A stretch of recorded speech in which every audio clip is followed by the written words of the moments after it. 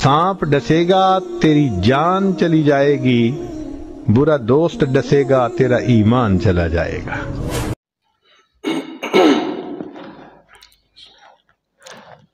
अल्हम्दुलिल्लाहि रब्बिल आलमीन वस्सलातु वस्सलामु अला अशरफिल अंबियाइ वल मुरसलीन व अला आलिहि व अस्हाबिहि व मन तबिअहुम बि इहसानिन इला यौमिद्दीन। अम्मा बअदु फ़अऊज़ु बिल्लाहि मिनश शैतानिर रजीम। बिस्मिल्लाहिर रहमानिर रहीम।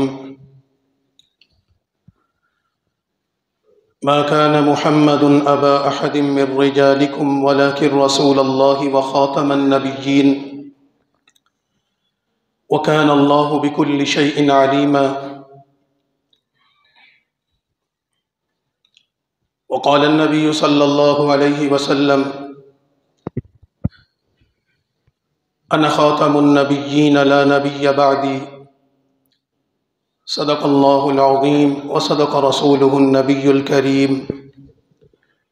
व नहनु अला ज़ालिका लमिनश शाहिदीन वश्शाकिरीन वल्हम्दुलिल्लाहि रब्बिल आलमीन।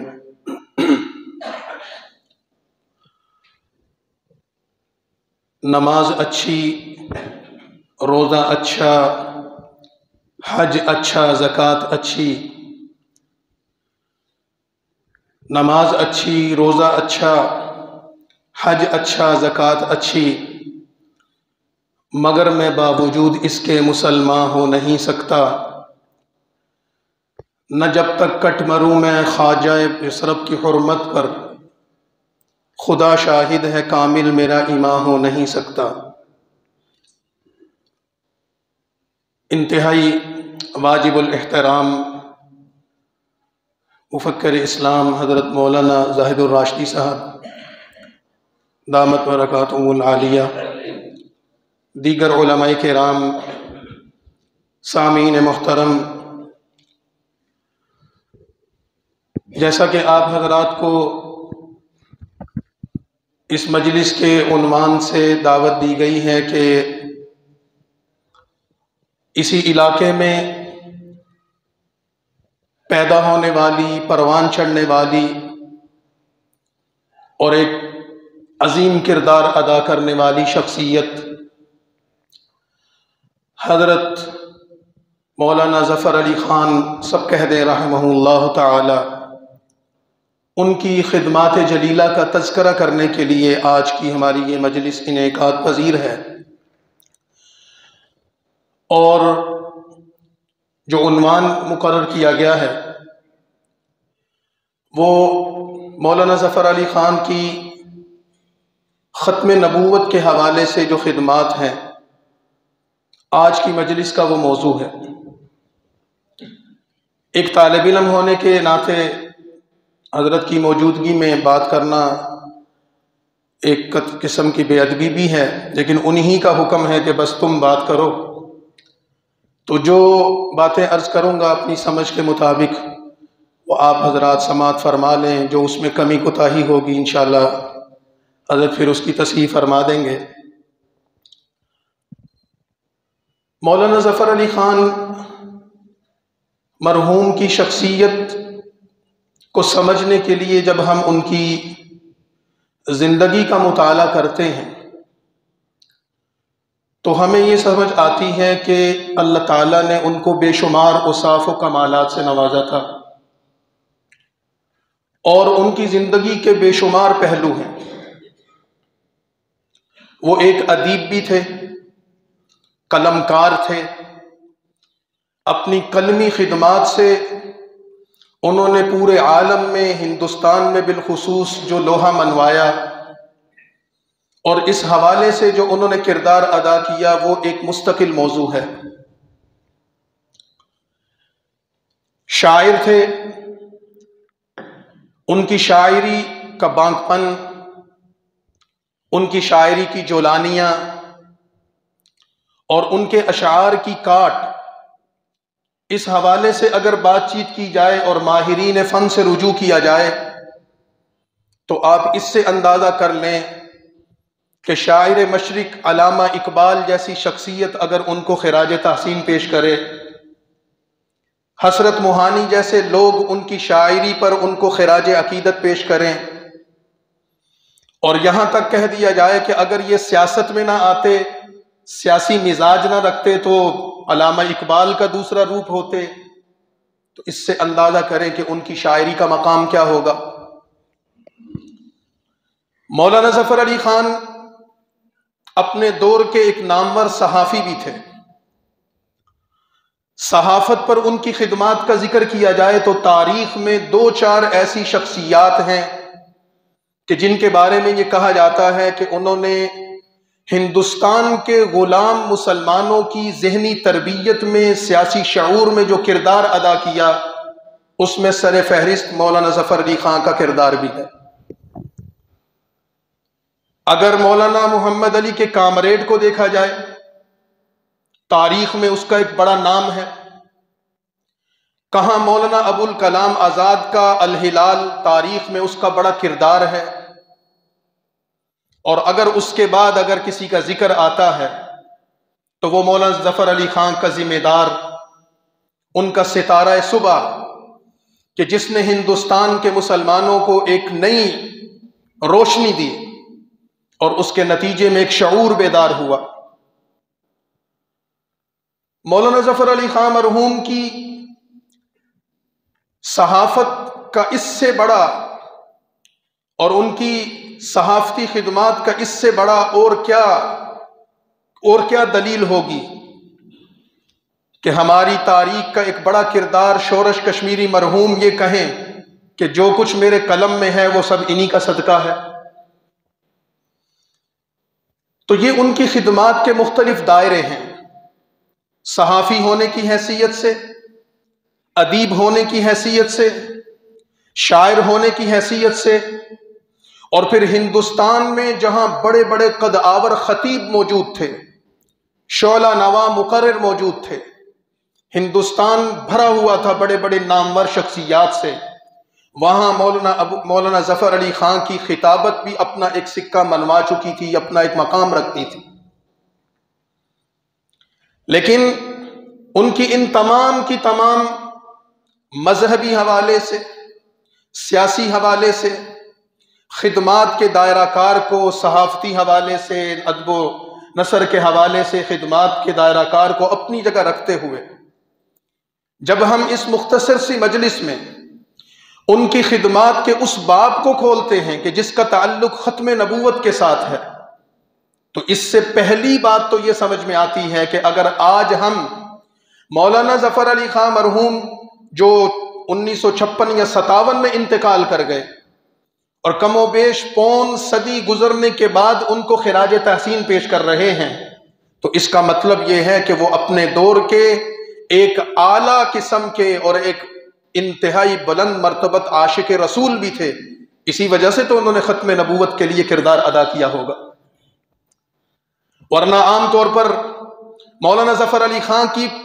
جس ماحول میں تعلیم اور تربیت ہوئی، کہ مثلاً وہ علی گڑھ کے تعلیم یافتہ تھے، انہوں نے گریجویشن علی گڑھ سے کی، اور علی گڑھ کا ماحول، علی گڑھ کی تعلیم یا علی گڑھ کی تربیت وہ تو مذہب سے بالکل دور تھی، لیکن اس کے باوجود اللہ تعالیٰ نے ان کو اس کے لیے چنا کہ انہوں نے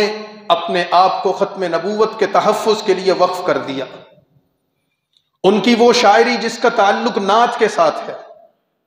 ان کی وہ شاعری جس کا تعلق رسول اللہ صلی اللہ علیہ وسلم کی ختم نبوت کے ساتھ ہے، اور ان کی شاعری کے وہ ابواب جس کا تعلق رد قادیانیت کے ساتھ ہے، مرزائیت کی جس طرح انہوں نے جڑیں اکھیڑی ہیں، یہ مولانا ظفر علی خان کی خاصیات میں سے۔ ہم ان کی خدمات کو سمجھنے سے پہلے اگر یہ دیکھیں کہ مولانا ظفر علی خان مرحوم جس زمانے میں تعلیم اور تربیت کے مراحل سے گزر کر عملی زندگی میں قدم رکھ رہے تھے، تو اس زمانے میں ہندوستان کا ماحول کیا تھا؟ ہندوستان غلام بن چکا تھا، انگریز سامراج کا تسلط قائم ہو چکا تھا، مغل سلطنت ختم ہو چکی تھی، نام و نشان مٹ چکا تھا۔ ہندوستان کے مسلمان غلامی پر قناعت کر چکے تھے۔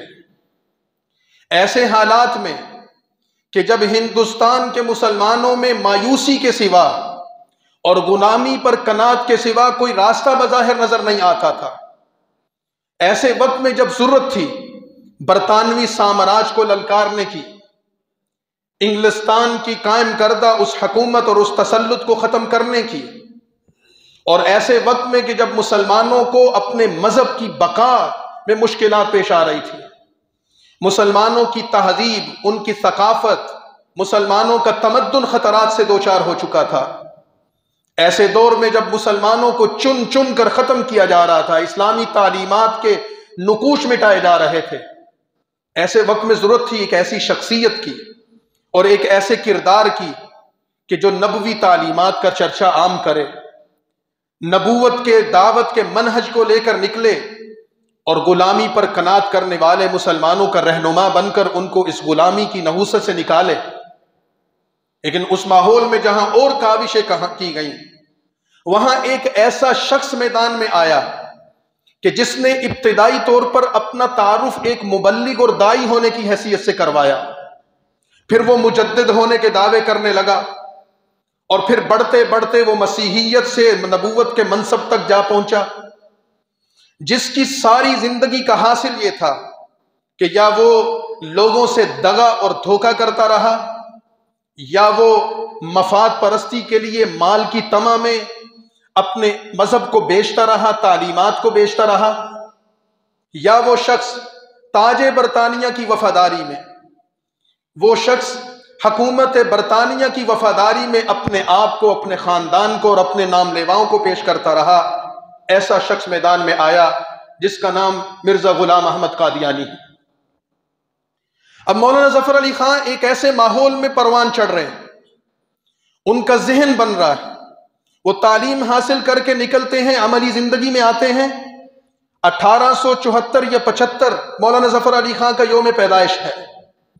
اور ایسے ماحول میں جب وہ شعور کی منازل طے کرتے ہوئے جوانی کی دہلیز پر پہنچ رہے ہیں، شعور کی پختگی حاصل کر رہے ہیں، اور انہیں نظر آ رہا ہے کہ ملت اسلامیہ غلام بن چکی ہے، ہندوستان مقبوض ہو چکا ہے، شاعر اسلام کو خطرات لاحق ہو چکے ہیں، مسلمانوں کی بقا اور تحفظ کے لیے ایک جد و جہد کی ضرورت ہے۔ ایک طرف یہ نقطہ نظر، دوسری طرف انہیں حکومت برطانیہ کا کردار نظر آ رہا ہے کہ جو مسلمانوں کو ٹارگٹ کیے ہوئے ہے، فوکس کیے ہوئے ہے، اسلام کی تعلیمات کو مٹانا چاہتی ہے، مسلمانوں کے اندر سے ان کی حقیقی روح کو نکالنا چاہتی ہے، مسلمانوں کا نظام تعلیم ختم ہو رہا، مسلمانوں کا نظام معیشت ختم ہو رہا ہے، مسلمانوں کا نظام اجتماعی ان کے اندر سے نکلتا چلا جا رہا ہے۔ ایسے ماحول میں ظفر علی خان پروان چڑھتے ہیں تو دوسری طرف انہیں غلام احمد قادیانی سے تعارف ہوتا ہے، جس کی تحریک کا، جس کی کوششوں کا سارا حاصل یہ ہے کہ یا وہ دھوکے پر مبنی ہے، یا وہ طمع پرستی پر مبنی ہے، یا سلطنت برطانیہ کی وفاداری پر مبنی ہے، اس کے علاوہ کوئی چیز نہیں۔ یعنی میں اپنی ناقص رائے کے مطابق اس پہلو پر عرض کرنا چاہتا ہوں کہ مولانا ظفر علی خان ختم نبوت کا پرچم لے کر نکلے تو اس کی بنیاد ایک تو ان کا عقیدہ تھا کہ وہ ایک صالح صحیح العقیدہ مسلمان تھے، اور اس پر وہ کسی قسم کا کمپرومائز نہیں کرنا چاہتے تھے، لیکن اس سے بڑھ کر انہوں نے ہندوستان کے سیاسی حالات کا تجزیہ کیا کہ ہندوستان کو آزادی کی ضرورت ہے، مسلمانوں کو حریت کا پرچم اٹھانا چاہیے، جدوجہد آزادی کا حصہ بننا چاہیے، اور دوسری طرف ایک شخص اپنی تعلیمات کے ذریعے، اپنی تحریروں کے ذریعے، اپنی دعوت اور اپنی اشتہارات کے ذریعے ہندوستان کے مسلمانوں کو غلامی پر قناعت کرنے کا سبق دے رہا ہے اور دھوکے اور فریب سے کام لے رہا ہے۔ تو مولانا ظفر علی خان جان گئے کہ یہ نبوت کی آڑ میں جس چیز کی کوشش کی جا رہی ہے، یہ دھوکے اور فریب اور طمع اور لالچ کے علاوہ کوئی چیز نہیں ہو سکتی۔ لہذا انہوں نے جہاں مذہبی عقیدے کے اعتبار سے کہ ختم نبوت کا عقیدہ اسلام کی بنیاد اور اساس ہے، انہوں نے اسلام کے اس بنیادی عقیدے کے تحفظ کے لیے اپنا کردار ادا کیا۔ اس سے بڑھ کر انہوں نے ان کی شخصیت میں، ان کے وجود میں جو ہندوستان کی محبت تھی، قوم اور وطن سے جو محبت تھی، اس خطے پر انگریز کے غاصبانہ قبضے کے خلاف جو نفرت تھی، انہوں نے غلام احمد قادیانی، اس کی ذریت، اس کی تعلیمات، اس کے افکار اور اس کی ساری دعوتی مہم کو اس تناظر میں دیکھ کر ہندوستان کے مسلمانوں کو آگاہ کیا کہ یہ دھوکہ ہے، فریب ہے اور مسلمانوں کو ہمیشہ کی غلامی میں داخل کرنا چاہتا ہے، اس کے علاوہ کچھ نہیں ہے۔ ہو سکتا ہے کسی بھائی کے ذہن میں یہ بات آئے کہ بار بار ان کو دھوکہ اور فریب کہہ رہا ہے، اس کی بنیاد کیا ہے؟ تو اس کی بنیاد غلام احمد قادیانی کی اپنی تحریرات اور اپنے حوالے ہیں۔ مولانا ظفر علی خان 1874 میں پیدا ہوتے ہیں اور غلام احمد قادیانی کی پہلی کتاب براہین احمدیہ وہ 1880 میں شائع ہوتی ہے، اور جب وہ اس کا اعلان کرتا ہے تو ایک داعی اور مبلغ ہونے کی حیثیت سے، کہ اس وقت اپنا تعارف وہ یہ لوگوں سے کرواتا تھا، اور مورخین نے لکھا ہے کہ اس کی ابتدائی زندگی غربت میں، افلاس میں، گمنامی میں گزری، کھانے کو روٹی میسر نہیں تھی۔ خود اپنی تحریرات میں کہتا ہے کہ مجھے میری ضروریات کا سامان میسر نہیں ہے، اور پھر اس نے ایک ڈھونگ رچایا اور کہا کہ میں 50 جلدوں میں ایک کتاب لکھوں گا، ان 50 جلدوں میں اسلام کی تعلیمات ہوں گی، اس کے دلائل ہوں گے، دیگر مذاہب سے اس کا تقابل ہوگا اور فلاں فلاں ہوگا، اور لوگوں کو کہا کہ مجھے اس کے لیے چندے کی ضرورت ہے، اور ہندوستان بھر سے اس نے چندہ اکٹھا شروع کیا، لیکن 50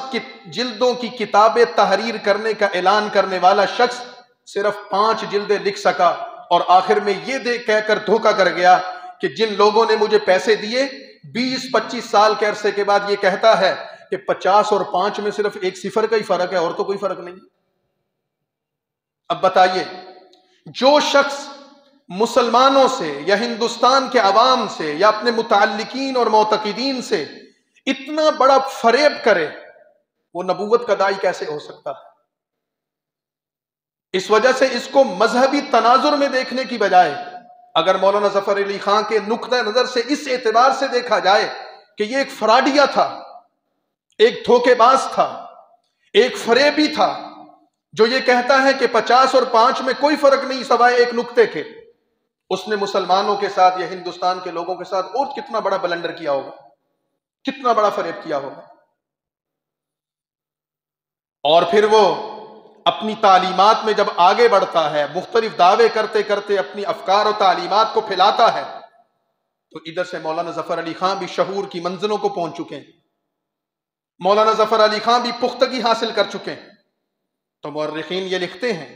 کہ انہوں نے باقاعدہ اس کے لیے ایک تنظیم کی بنیاد رکھی، ایک جماعت کی تشکیل کی، ایک نظم قائم کیا، اور اس جماعت اور نظم کے تحت گلی کوچوں میں ہندوستان کے قریہ قریہ میں انہوں نے رد قادیانیت کے لیے اور تحفظ ختم نبوت کے لیے پروگراموں کے انعقادات کا سلسلہ شروع کر دیا۔ اور جو لوگ تاریخ سے واقف ہیں کہ غلام ہندوستان میں انگریز سلطنت میں یہ کام کرنا کتنا مشکل تھا، جس کے نتیجے میں جیلیں بھگتنی پڑتی تھی، ضمانتیں ضبط کروانی پڑتی تھی، جائیدادوں کو فروخت کرنا ضبط ہو جاتی تھی، جائیدادیں ان کی حکومت کے قبضوں میں چلی جاتی تھی۔ اسی وجہ سے ہمارے اس خطے کے ایک ممتاز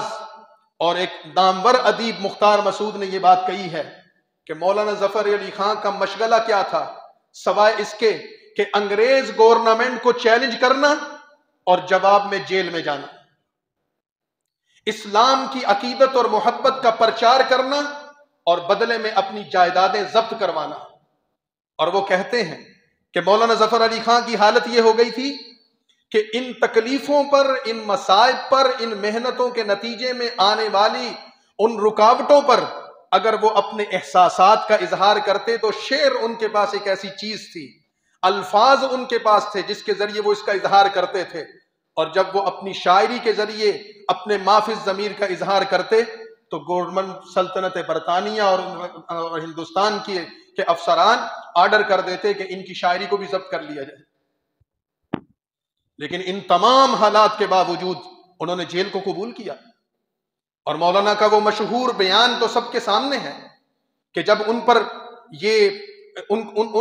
الزام لگا کہ یہ قادیانیوں کے خلاف لوگوں کو اکسا رہے ہیں،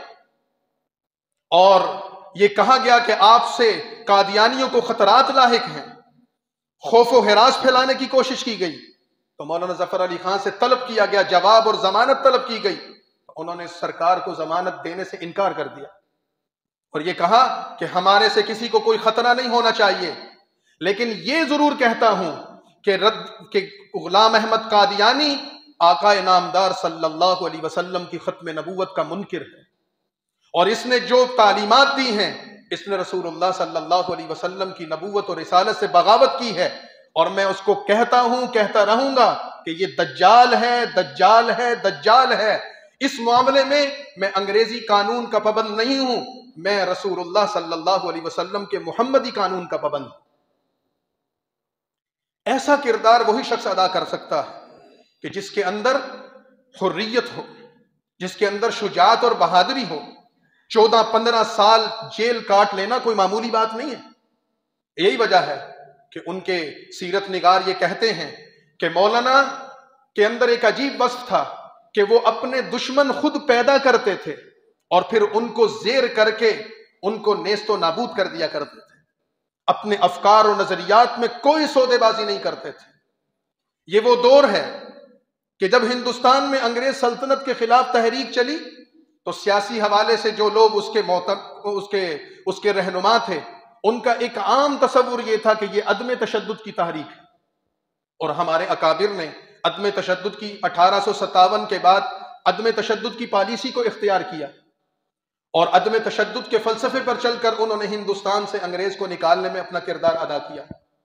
لیکن مولانا ظفر علی خان کا مزاج، ان کی شخصیت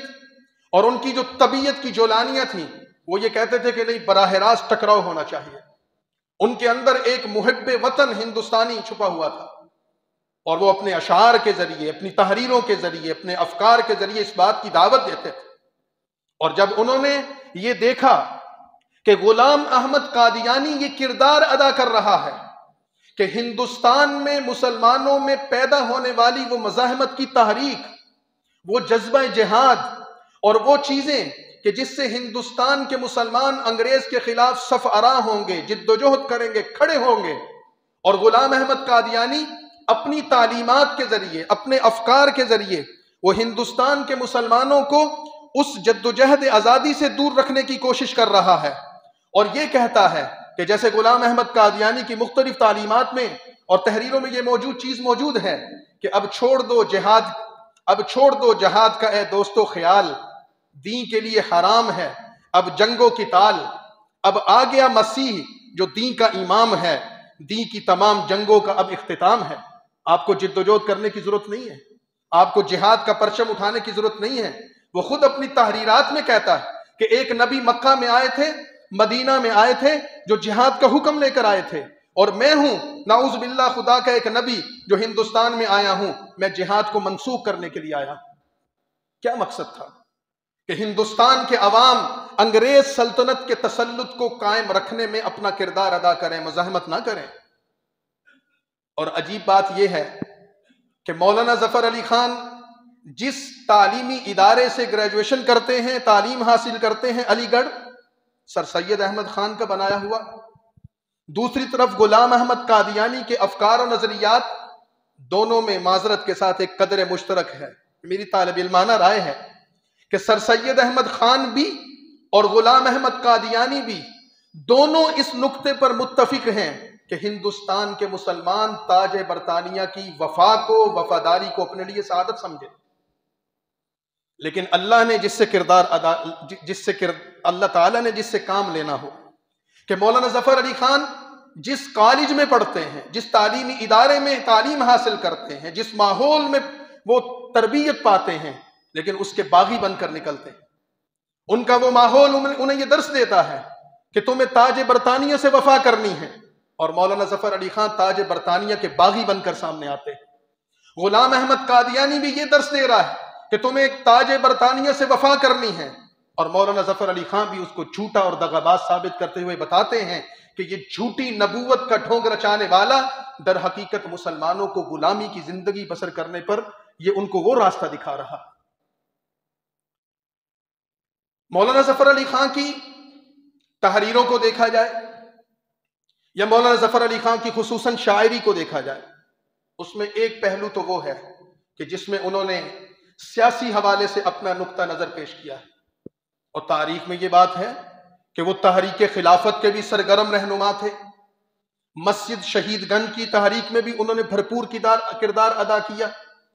ہندوستان کی آزادی کی جد و جہد میں ان کا نمایاں کردار ہے۔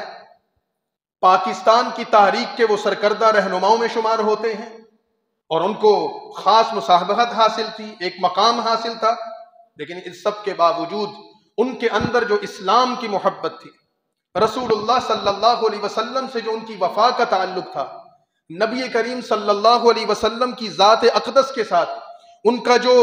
جو عقیدت اور محبت کا تعلق تھا، مولانا ظفر علی خان نے اپنی شاعری کے ذریعے، اپنے اشعار کے ذریعے اور اپنے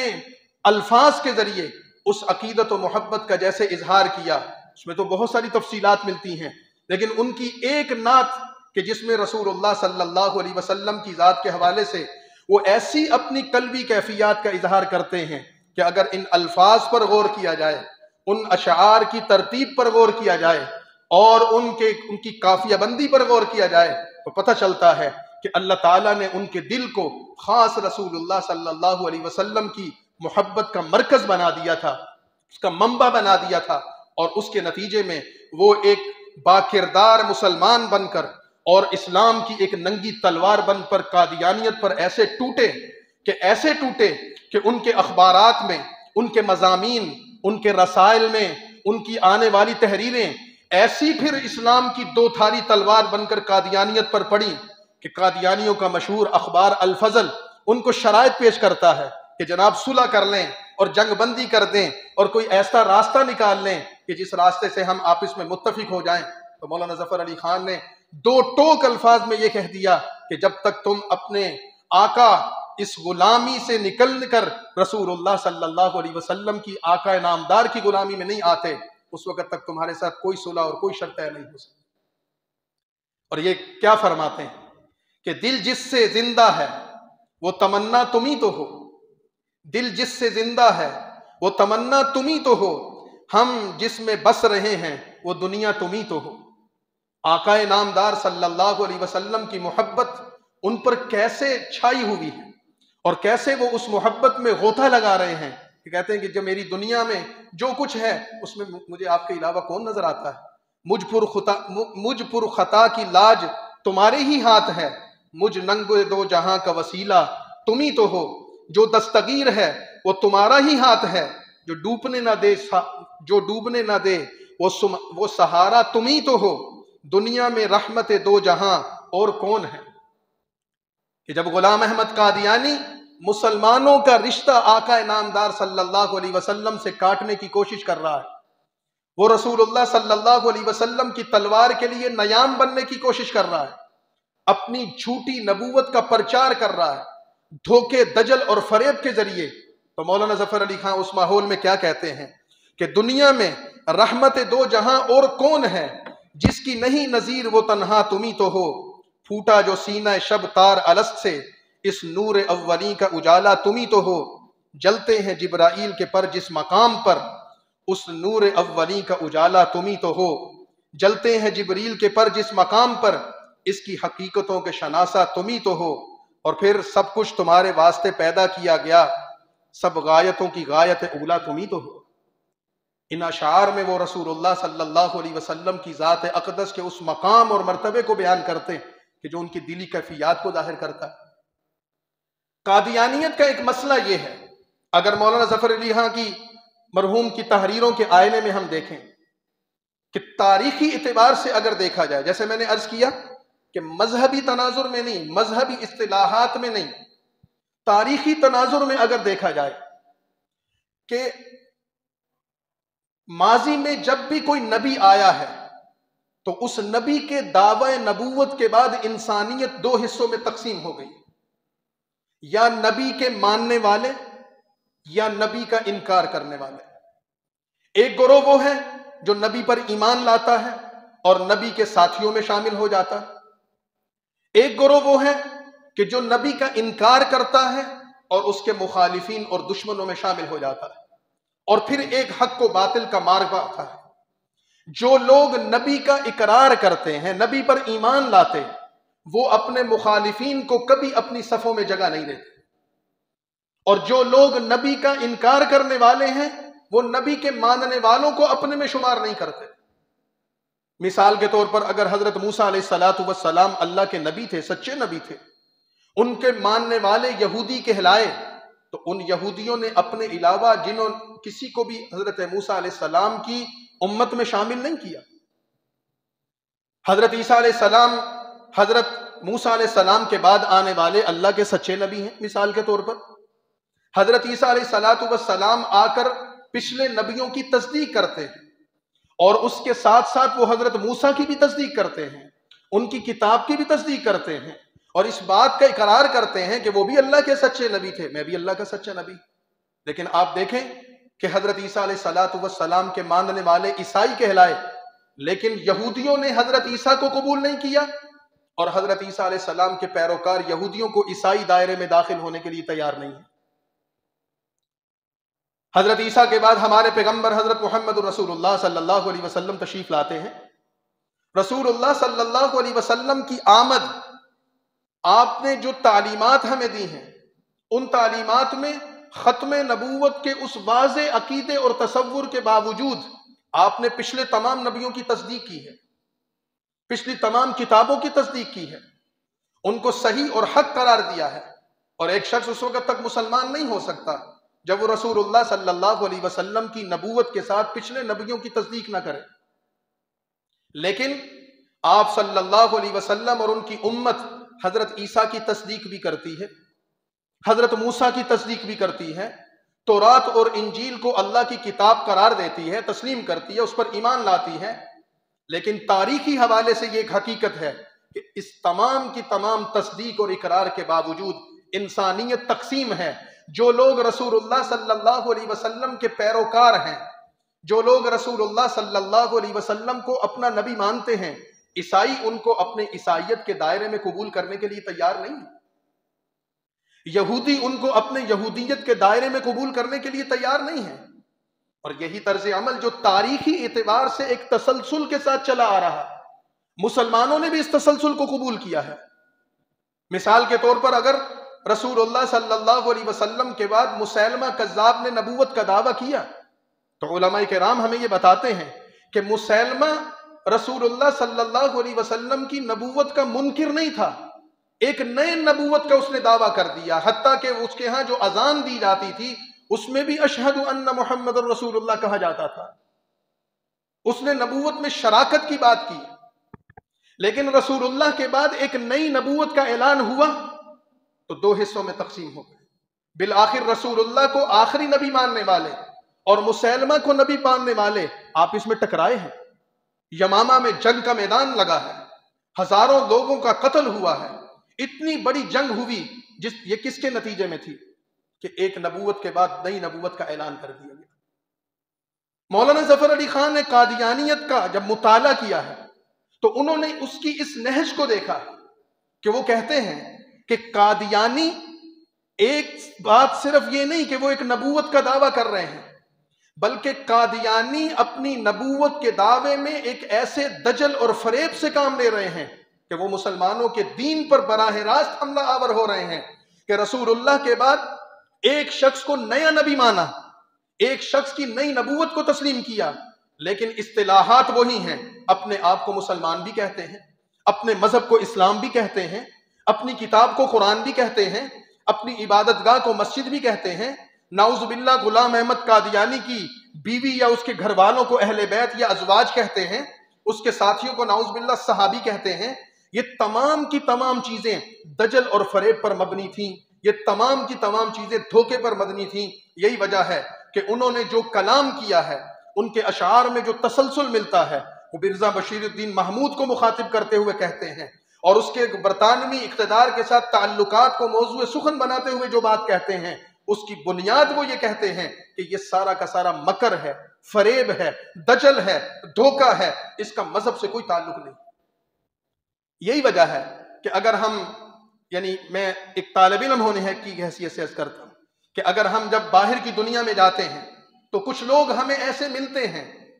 کہ جو لوگ مذہب کی اصطلاحات پر اتنا اعتقاد نہیں رکھتے، مذہبی اصطلاحات ان کو متاثر نہیں کرتی. مثلا اگر آپ ان کے سامنے قرآن کریم کی آیت پیش کر دیں، احادیث نبویہ کا کوئی حصہ پیش کر دیں، آثار صحابہ پیش کر دیں، سلف صالحین کی کوئی روایات پیش کر دیں، کہیں گے ہم نہیں اس کو مانتے. اور اگر زبان سے وہ نہ بھی یہ کہیں تو ان کا عمل یا ان کا ایک تاثر یہ ہوگا کہ ان کی اس کے نزدیک اہمیت نہیں. لیکن اگر ان کے سامنے کوئی ایسی عقلی دلائل پر مبنی بات کی جائے اور ان کے سامنے ایسے شواہد پیش کیے جائیں تو وہ چیزیں ان کو بڑی متاثر کرتی. اگر ہم قادیانیت کے رد اور عقیدہ ختم نبوت کے تحفظ کے لیے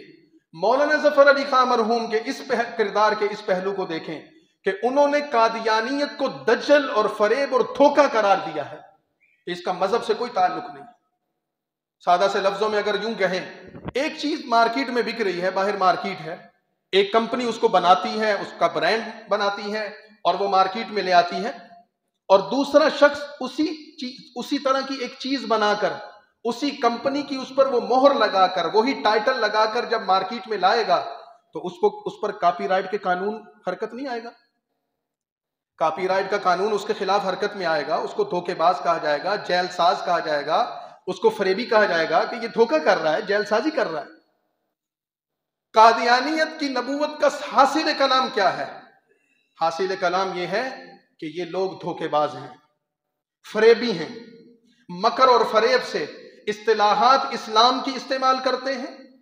ٹائٹل اسلام کا استعمال کرتے ہیں، قرآن کریم کا سہارا لیتے ہیں، نعوذ باللہ، رسول اللہ صلی اللہ علیہ وسلم کی نبوت پر ڈاکہ ڈالتے ہوئے اپنی جعلی نبوت کو صحیح ثابت کرنے کی کوشش کرتے ہیں. مولانا ظفر علی خان کو اللہ تعالیٰ نے ان کو یہ مقام دیا، ان کو یہ فہم دی کہ انہوں نے اپنے کلام کے ذریعے، اپنی تحریروں، اپنے مضامین، اپنی شاعری کے ذریعے قادیانیت کے اس چہرے کو معاشرے کے سامنے پیش کیا کہ ان کا مذہبی اعتبار سے اپنی جگہ کردار ہے کہ اس کا تعاقب کرنا چاہیے، عقیدے کے اعتبار سے ان کا تعاقب ہونا چاہیے، قرآنی اور مذہبی اصطلاحات کا استعمال اپنی جگہ کہ ان کا تعاقب ہونا چاہیے. لیکن دراصل یہ لوگ فریب کار ہیں، دھوکے باز ہیں. یہ ایک ایسا ٹائٹل جو اللہ نے جناب رسول اللہ صلی اللہ علیہ وسلم کے لیے خاص کر دیا، متعین کر دیا، اب اس پر کاپی رائٹ کا قانون ہے، کوئی دوسرا شخص اس کو استعمال نہیں کر سکتا، قیامت کی صبح تک کوئی نیا نبی پیدا نہیں ہو سکتا. انہوں نے اس ٹائٹل کو استعمال کر کے مارکیٹ میں ایک حربہ استعمال کیا ہے. ہم ان کی جیل سازی کو بے نقاب کریں، اور وہ جب تک زندہ رہے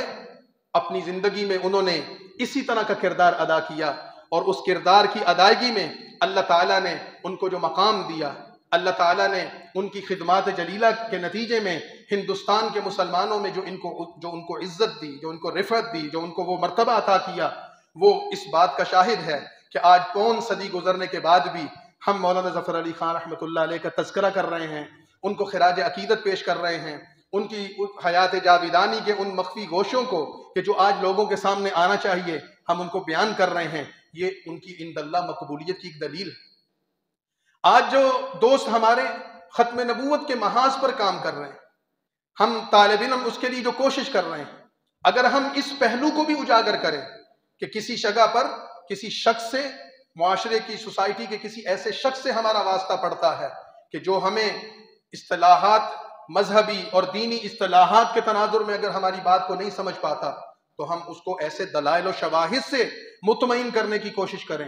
اور قادیانیت کے اس فتنے سے ان دلائل و شواہد سے آگاہ کرنے کی کوشش کریں کہ جس کی بنیاد عقلی دلائل ہوں، جس کی بنیاد عقل اور سمجھ ہو، فہم ہو، اس کا شعور ہو، کہ جس کے نتیجے پر ان کو پتہ چلے کہ یہ مذہب نہیں ہے، یہ کوئی دین نہیں ہے، یہ کوئی فرقہ نہیں ہے، یہ کسی قسم کا کوئی گروہ نہیں ہے، یہ سوائے اس کے کہ یہ لوٹ مار کرنے والوں کا ایک جتھا ہے، اور انہوں نے دین اور مذہب کے نام پر مسلمانوں کے ایمان کو لوٹنے کی کوشش کی ہے، اور ان کی بنیاد انگریز سامراج کا لگایا ہوا وہ ڈالا ہوا وہ بیج ہے کہ جس کے نتیجے میں وہ ہندوستان میں ایک جعلی نبی کو تیار کر کے ہندوستان کے مسلمانوں کو برطانوی آقا کی اس سلطنت کو تسلیم کرنے اور ان سے وفاداری کرنے کے لیے ذہنی طور پر آمادہ کرنا چاہتے تھے. مولانا ظفر علی خان چونکہ ایک محب وطن انسان تھے، ایک غیرت مند مسلمان تھے، انہوں نے اپنی ساری زندگی میں انگریزوں کے دجل و فریب کو دیکھا، تو جب انہوں نے دیکھا کہ یہ لوگ ان کے ہاتھ پر استعمال ہو رہے ہیں تو انہوں نے اپنے آپ کو اس کے لیے وقف کر دیا۔ ان کے الفاظ بم بن کر قادیانیوں پر گزر، ان کے اشعار تلوار بن کر قادیانیوں پر گرے، اور اللہ تعالیٰ نے ان کے ذریعے جو قادیانیت کو جو شکست دی اور قادیانیوں کو جو نقصان پہنچایا، یہ اللہ تعالیٰ ان کی خدمات جلیلہ کو قبول فرمائے۔ یہ ٹوٹے پھوٹے الفاظ میں نے جو عرض کیے ہیں تو یہ اپنی سمجھ کے مطابق عرض کر دیے ہیں، باقی انشاءاللہ پھر حضرت مولانا بات فرمائیں گے۔ وآخر دعوانا الحمدللہ رب